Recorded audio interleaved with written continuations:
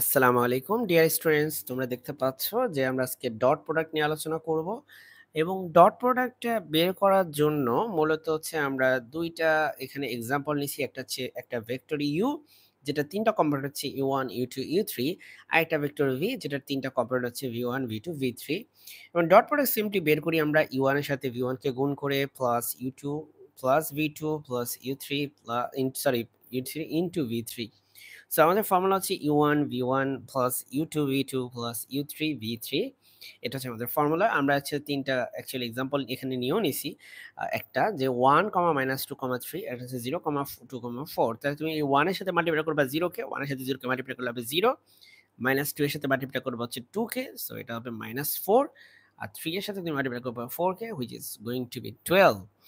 12 minus 4 মানে হচ্ছে 8। 12 minus 4 মানে হচ্ছে 8 হবে এখানে ডিয়ার স্টুডেন্টস। তোমরা বুঝতেই পারছো যে তার মানে এখানকার ডট প্রোডাক্টের ভ্যালুটা হচ্ছে 8।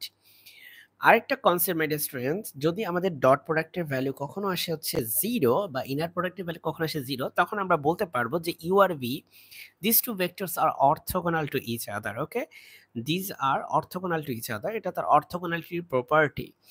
অ্যাঙ্গেল বিটুইন টু ভেক্টরস, এটা যদি কখনো তোমার পরীক্ষা আসে যে দুইটা ভেক্টর মাঝখানে অ্যাঙ্গেল তুমি কিভাবে বের করবা, সেক্ষেত্রে ডিয়ার স্টুডেন্টস তোমাকে প্রথমে তাদের ডট প্রোডাক্ট নিতে হবে। ডট প্রোডাক্টটা এই যে তুমি জানো যে এভাবে নিতে হয়।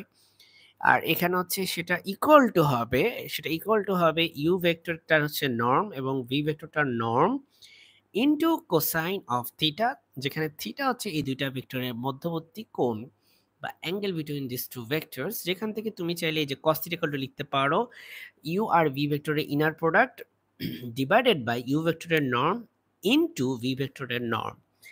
স্টুডেন্টস, চলো এখন আমরা একটা ম্যাথ করি যেটা পরীক্ষার পার্সপেক্টিভ থেকে খুব ইম্পর্টেন্ট। তো আমাদের ম্যাথটা হচ্ছে টু ভেক্টরস। আচ্ছা, আমি একটু রিয়ারেঞ্জ করে নিই, দাঁড়াও।